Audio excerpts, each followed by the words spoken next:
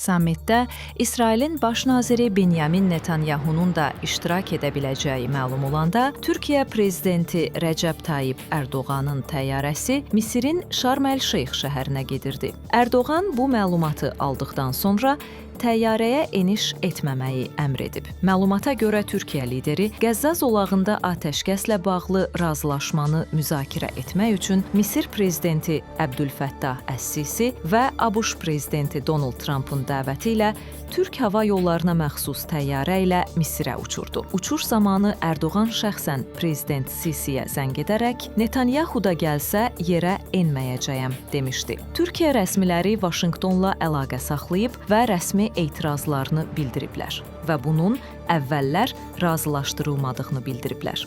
İraqın İNA agentliyinin məlumatına görə Netanyahunun iştirakını ABŞ prezidenti Donald Trump özü təşkil etməyə çalışsa da, bu cəhd uğursuz alınıb. Həmçinin qeyd edilir ki, İraqın baş naziri Məhəmməd Şia Əl-Sudani Netanyahunun iştirak edəcəyi təqdirdə sammitdə iştirakdan imtina edəcəyi barədə əvvəlcədən xəbərdarlıq etmişdi. İsrailin baş naziri Benyamin Netanyahu ABŞ və İsrail rəsmiləri ilə məsləhətləşmələrdən sonra səfərini ləğv edib.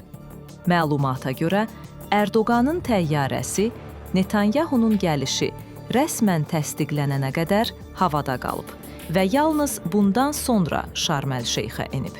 Reutersin məlumatına görə Netanyahu İsraildə Trumpla görüşüb. Daha sonra Misir rəsmiləri İsrail baş nazirinin mümkün iştirakı barədə məlumat verdilər.